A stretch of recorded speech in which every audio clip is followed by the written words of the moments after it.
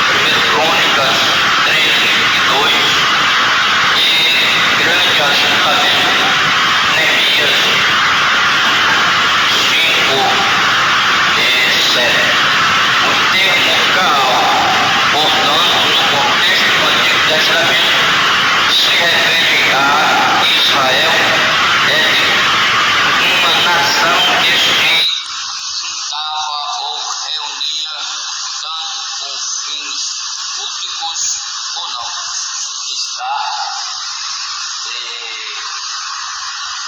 falando sobre o que significa aqui o povo de Deus na história, na Bíblia.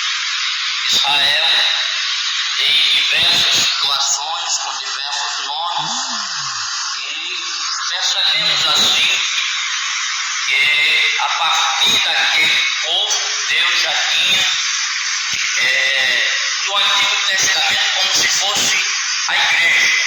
O que hoje nós chamamos de congregação, eles chamavam de congregação de Israel. Deus dizia assim: vamos congregar o povo aqui para uma solenidade e para outras coisas, né? Só que além de serem um povo escolhido especial, eles tinham não somente o culto em vista, como toda a sua vida diária. Um ponto interessante para nós entendermos que o povo de Deus não é um povo só do culto, que até o pão de cada dia Deus providenciava o maná para Israel. Então aquela congregação tinha de Deus todo o cuidado, inclusive na saúde. A Bíblia diz que os seus pés não inchavam quando eles caminhavam, né? Eles não tinham doença, né? As suas roupas não se rasgavam, não ficavam velhas. E assim Deus tinha todo o cuidado com o povo. Até a água Deus providenciava, até mesmo da rocha brotava água para eles beber. Assim, Deus tinha ali uma congregação de um povo, né? E não somente de alguém que se reunia para o culto. No Novo Testamento, mais tarde, os irmãos que vão continuar o estudo vão explicar que a igreja, ela tinha tudo em comum. Ela, em Atos dos Apóstolos, ela pegava suas fazendas, depositava aos pés dos apóstolos, e os apóstolos repartiam de acordo com a necessidade de cada um. E ali eles se juntavam nas casas, se reuniam, ali eles cantavam, alguém levava uma palavra, e assim eles eram um povo reunido. Não era apenas um serviço de culto. É diferente eclésia de latréia. Latréia é serviço de culto, tem a ver só com adoração, mas a questão de eclésia, igreja, ela é um povo de Deus reunido, como diz, um povo zeloso de boas obras. O presbítero pode continuar. Tá certo. Então, no Novo Testamento, o termo grego eclésia se refere à igreja cristã. Contudo, no contexto neotestamentário, o seu sentido definirá o que lhe é dado no Antigo Testamento, tanto na forma como na função. Não é apenas uma raça ou nação, mas todos aqueles diferentes raças e nações que foram comprados pelo sangue de Jesus. Assim, o seu sentido no Novo Testamento é majoritariamente sábio, isto é, de uma assembleia de crentes que se ajuntaram para adorar a Deus. Não é apenas um ajuntamento de pessoas, mas uma assembleia de crentes regenerados que se reúnem para adorar a Deus. Jesus, por exemplo, usou o termo eclésia como um sentido exclusivo. O povo adquirido pelo seu sangue. Mateus 16 e 18. Dessa forma, o uso paulino de eclésia na sua epístola designa sempre a comunidade dos salvos. Assim, vemos Paulo saudando a igreja, 1 Coríntios 1 e 2, ensinando as igrejas, 1 Coríntios 7 e 17, disciplinando o uso dos dons na adoração da igreja, 1 Coríntios 14, versículos 4, 5, 12, 19, 23, 28, 33, 34, 35, e dando diretrizes à igreja igreja, 1 Coríntios 16, 21. Então, o povo de Deus não é apenas um ajuntamento de pessoas, porque reunião pode haver muitas, né? Mas o povo de Deus é um povo escolhido que foi comprado com o sangue de Jesus. Nós sabemos que sem o sangue de Jesus, nem igreja vive. O sangue de Jesus nos comprou, nos lavou, nos purificou e hoje nós somos um povo especial. Nós somos um povo que vivemos e era para ser muito mais em comunidade. Embora nós vejamos que tem aqueles que não conseguem viver em comunidade. Mas a igreja primitiva era assim, ela se reunia tanto para adorar a Deus, para realizar o culto, para orar, para cantar hinos, como para outras finalidades. Os apóstolos, inclusive os diáconos, foram instituídos primeiramente para atender as viúvas que tinham necessidade, mas os apóstolos, sendo poucos, não conseguiam atender tanta gente. Primeiro porque logo no primeiro culto 5.000 pessoas aceitaram o Senhor. No culto mais adiante já houve mais uma decisão de mais 3.000 almas. E assim a igreja crescia e precisava de que alguém atendesse aqueles que tinham grandes necessidades, questões mesmo do dia a dia, né? Aquelas viúvas que eram atendidas pela igreja, a igreja estava passando por aquela fase de transição. Eles estavam saindo da lei de Moisés para a graça, né? Mas ainda era necessário atender as viúvas, porque nem todos estavam esclarecidos. Eles estavam certos de que precisavam de Jesus para a salvação, mas ainda não compreendiam que a lei já tinha parado, já tinha cessado, né? Até porque até hoje ainda um judeu, um israelita, para você falar de Jesus para ele, não é muito fácil. Eles não compreendem que Jesus era o Filho de Deus, que era o Rei dos judeus. É muito difícil nós transformarmos a mente, somente uma obra do Espírito Santo para mudar o coração de um judeu. E assim, a igreja ela era e é uma comunidade, né? Aqui até mesmo eles tinham a comunhão, a coinonia, que é a comunhão de adoração, a comunhão de bens, né? A comunhão de tudo, porque como hoje muitos têm, às vezes, uma boa casa, um carrão, etc., e não está errado em ter, se puder bom, mas outros têm necessidade. Não estou dizendo aqui na igreja, porque eu acredito que se tivesse já tinha sido comunicado. Na época, tudo eles tinham em comum. Hoje, muitas vezes, dependendo do lugar, nem tem quem ir na igreja, né? Talvez você já tenha ouvido algum testemunho de alguém que diz: eu só tinha uma roupa para ir na igreja. Outro diz: eu não tinha nem sapato, uma sandália para ir na igreja, né? Muitos irmãos e muitas irmãs já contaram testemunhos, e outros que às vezes por uma dificuldade na sua fé dizem: eu não vou nem na igreja, porque às vezes não tem o que comer, às vezes não tem o que vestir. Mas a igreja primitiva não era assim. Inclusive a Bíblia diz que nós devemos comunicar as nossas necessidades com o santo. Quando há uma dificuldade, que às vezes a pessoa ela tem até vergonha de falar: eu tenho pouca roupa, eu tenho pouco calçado, tem gente que não tem dinheiro nem de comprar uma Bíblia. E aí é necessário que se comunique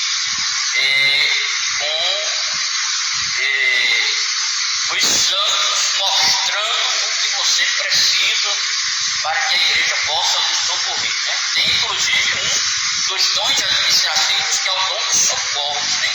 Socorro tem vários aspectos da igreja. Na história cristã, há quem creia que a igreja subsiste governada pelo sucessor de Pedro e pelos bispos em comunhão com ele. Evidentemente, a tradição protestante rejeita este conceito, visto que ele não reflete o contexto do Novo Testamento, onde a figura do sucessor de Pedro é totalmente estranha e desconhecida. Isso aqui é algo interessante para nós, porque principalmente a Igreja Católica, ela ainda acha que Pedro tem a chave do céu, que Pedro era o líder da igreja e que ele era quem determinava tudo, que até mesmo a sucessão viesse a ser através de Pedro, mas aqui é totalmente rejeitado. Nós vemos aqui que em uma grande denominação protestante histórica, a igreja é definida como uma congregação local de pessoas regeneradas e batizadas após a profissão de fé. Por outro lado, de acordo com um documento de uma grande denominação pentecostal americana, entendemos a igreja como o corpo de Cristo, a habitação de Deus, através do Espírito Santo, com divinas nomeações para cumprimento da sua grande comissão, onde cada crente nascido do Espírito é integrante da Assembleia Universal e da Igreja dos Primogênitos que estão escritos no céu. Então, aqui tem as referências, Efésios 1, 22, 23,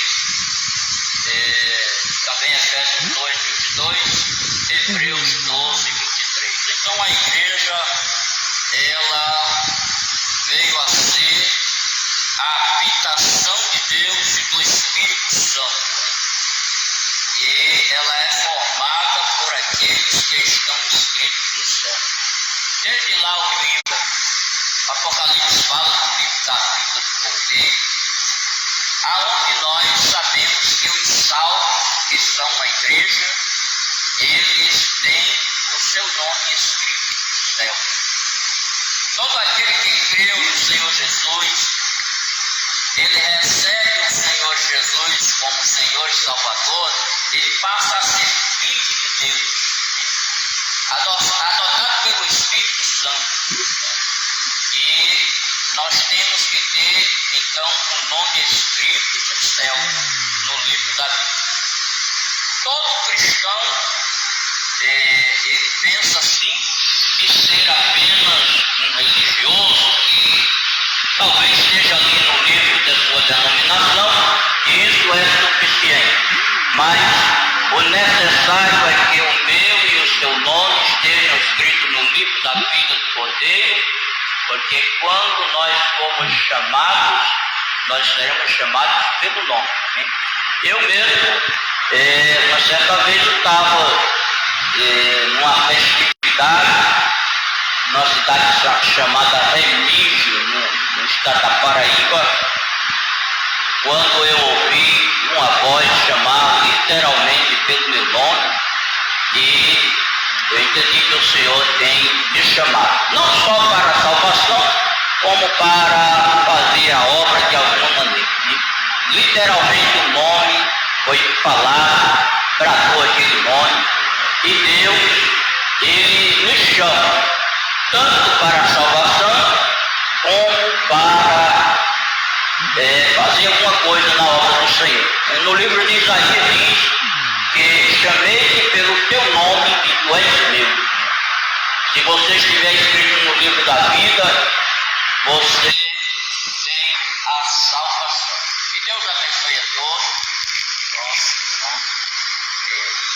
Vai.